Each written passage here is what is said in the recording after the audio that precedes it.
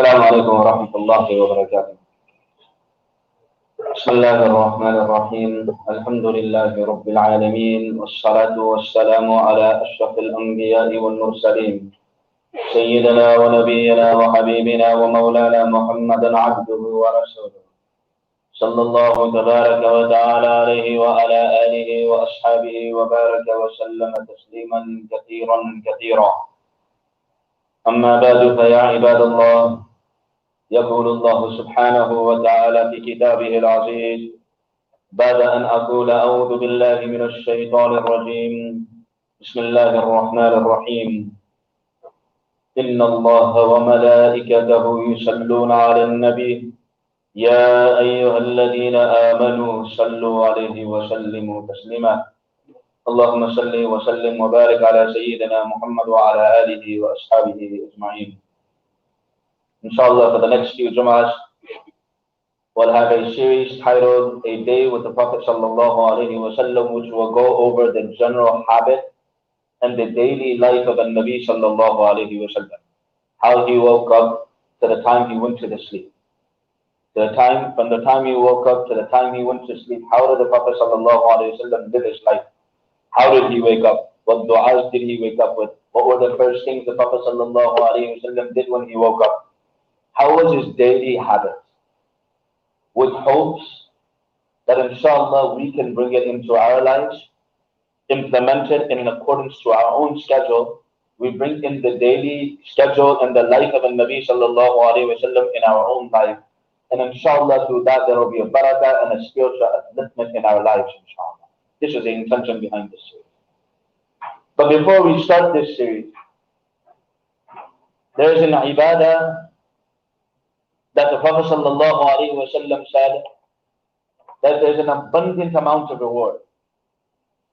And the reward is not just for the akhirah, the reward is in this dunya too.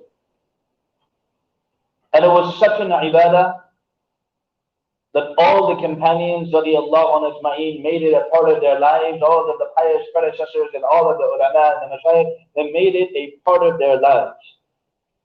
To the extent that the mashayikh and ulama say that the dua, that when we make dua, we should start our days with this dua.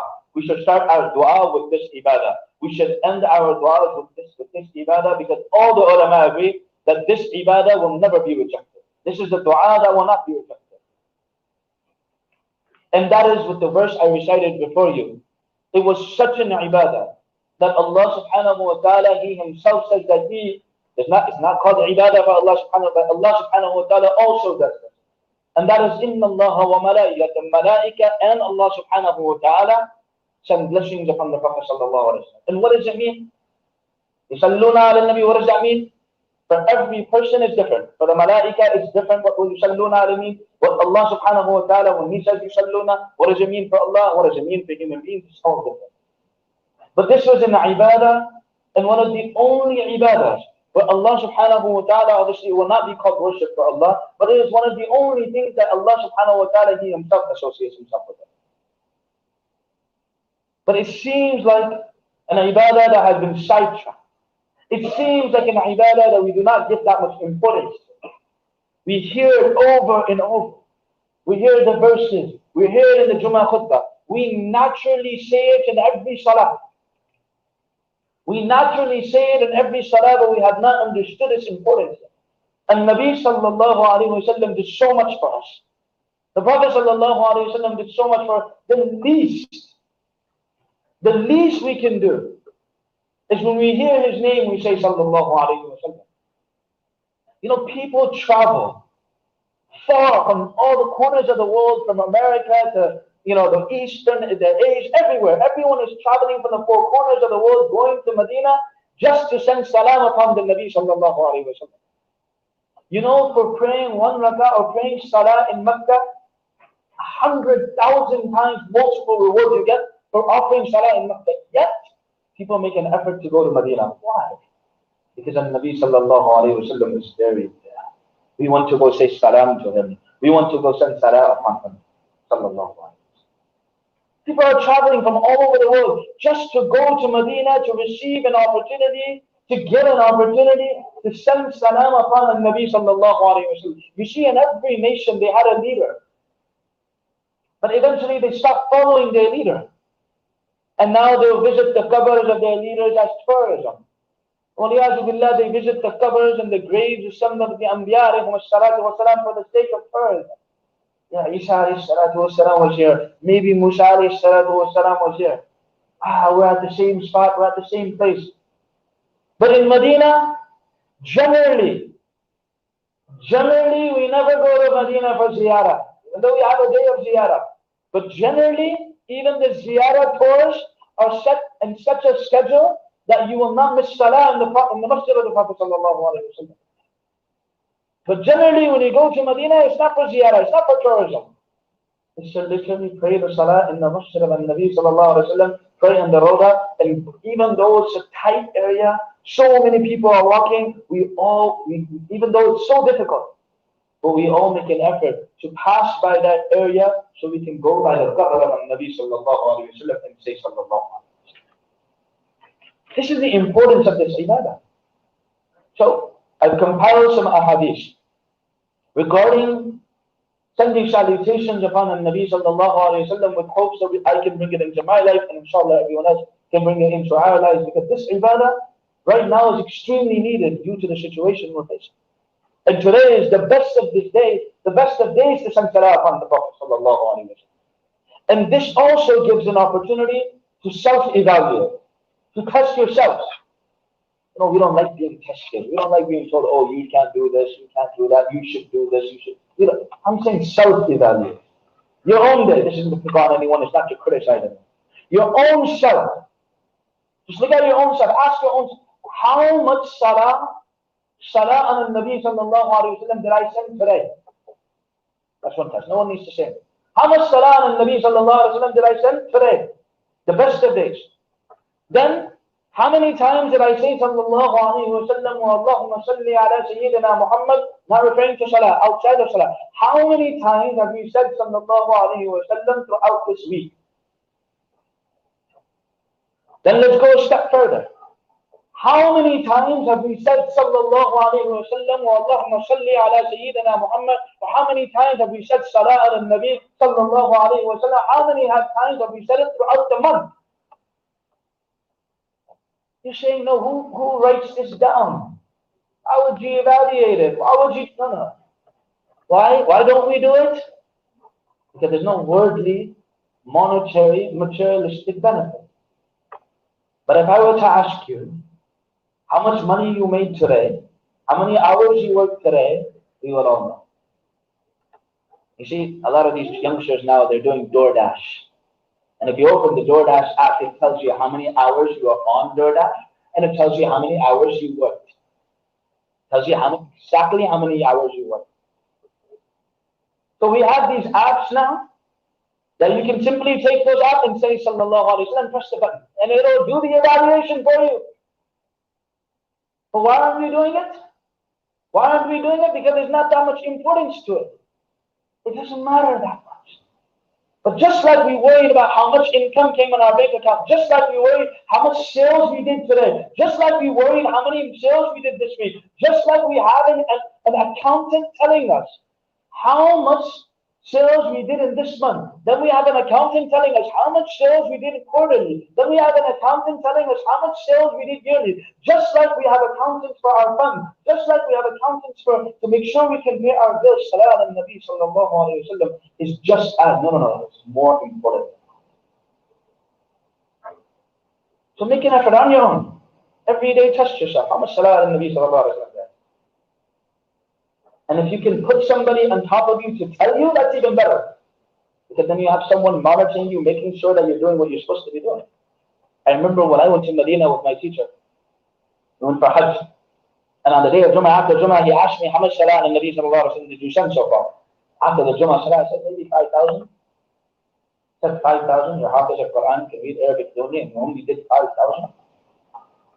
Another teacher of mine in the month of Ramadan, he was telling me that in England they used to have competition to see who could send the most salutations upon the Prophet sallallahu alaihi wasallam. So I said, okay, I'll challenge you. It's the month of Ramadan. We're doing a zakat. Maybe I'll beat you. At the end of the night, I told him that I did 15,000. He said, okay, you'll catch up one day. I did 25,000.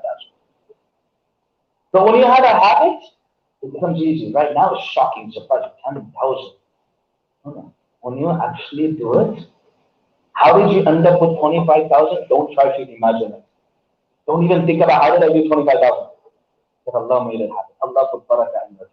So we're going to go over some narrations. We'll end with this, inshallah. Imam Muslim rahimahullah narrates in his Sahih on the authority of Abu Hurairah radiyallahu ta'ala أن رسول الله صلى الله عليه وسلم قال من صلى علي صلاة واحدة صلى الله عليه وسلم. Whoever sends one salah on the Nabi sallallahu alayhi wa sallam, Allah subhanahu wa ta'ala sends 10 blessings. In another narration, 10 rahmah. Allah subhanahu wa ta'ala sends 10 rahmah upon this person, 10 mercies upon this person. In another narration, Imam Ahmad rahmatullahi alayhi, he narrates that Anas radiallahu ta'ala, he says that the Prophet sallallahu alayhi wa sallam, he said, Man dhukira indahu, whoever by him my name was mentioned, he should send salah upon. He should say sallallahu alayhi wa sallam. If you send sallallahu alayhi wa sallam, what did you say? What is the reward? Umar radiallahu anhu, he says that one day the Prophet was extremely happy. Companions asked, Ya Rasulullah, why are you so happy? He said, why should I not be happy? Allah subhanahu wa ta'ala just told me, whoever sends one salah upon me, whoever sends one salah on the Nabi sallallahu alayhi wa sallam, Allah subhanahu wa ta'ala will give him 10 blessings, Allah subhanahu wa ta'ala will forgive 10 sins, and Allah subhanahu wa ta'ala will elevate and raise his status by 10-fold. 10 darajat, 10 ranks, 10 fold, we're closer to Jannah, Jannat al-Firdaus for one, sallallahu alayhi wa sallam. In another narration, Ubay ibn Ka'b radiyallahu anhu, he said, Ya Rasulullah, I set a time aside to make dua, to do adhkar, and how much time should I give to sending salah on Nabi sallallahu alayhi wa sallam? How much time should I give to saying sallallahu alayhi wa sallam? Prophet sallallahu alayhi wa sallam said, Ma shifta, how much you want? Ya Rasulullah, al-rubu, 1/4. That's good. But in zitta fahuwa khayrun lak. That's good. 1/4 is good. But if you do more, that's better for you. Ya Rasulullah, nish, half. Yeah, if that's good. If you do more, it's better. As Guru saying, 2/3. Yeah, 2/3 is good. But if you do more, it's better. Ya Rasulullah, I spend the entire 10 minutes, 20 minutes, 30 minutes, hour, whatever time Ubay ibn Ka'b radiyallahu ta'ala, he said, I will spend my entire time sending salah on Nabi sallallahu alayhi wa sallam. The Prophet sallallahu alayhi wa sallam, he said in another hadith, for Abu Darda radiyallahu ta'ala, and the two narrations will end with. This is the narration we'll end with, inshallah. So pay attention and try to make this a part of your life. The Prophet sallallahu alayhi wa sallam said, whoever sends 10 salah on the Nabi sallallahu alayhi wa sallam, it could be any salah, it could be sallallahu alayhi wa sallam, Allahumma salli ala Sayyidina Muhammad, any durood, any salutation, 10 times in the morning, hina yusbih, in the morning, and 10 times in the evening. So to make it simpler, after Salat al-Fajr, say the easiest one if you want. Say sallallahu alayhi wa sallam 10 times. Count on your fingers. Top one is 4, second one is 4 and 2. 10 times. Sallallahu alayhi wa sallam. Sallallahu alayhi wa sallam. After Salat al-Fajr and after Salat al-Maghrib. You know, the Prophet said morning and evening. Salat al-Fajr, Salat al-Maghrib. 10 times. Sallallahu alayhi wa sallam. Sallallahu alayhi wa sallam. The Prophet sallallahu alayhi wa sallam said that my intercession will be accepted on his behalf on the day of judgment. We make an effort to get closer to Allah. We do as many good deeds as we can. But if we have the intercession of the Nabi sallallahu alayhi wa sallam, we don't need anything else. 10 times after Salat al-Fajr, and 10 times after Salat al-Maghrib. If you were to just set aside this portion, it's only 10 seconds maybe, and then slowly increase it. So maybe a minute of my day, after any salah you want, a minute of my day in its entirety for 60 seconds, all I will do is send salutations upon Nabi sallallahu alayhi wa sallam. May Allah subhanahu wa ta'ala give us the strength to bring this ibadah in our life and make it a spiritual upliftment for it, make it a means of removing our sins and make it a means of the Prophet sallallahu alayhi wa sallam's intercession being, receiving the Prophet sallallahu alayhi wa sallam's intercession. جزاكم الله خيرا. السلام عليكم ورحمة الله وبركاته.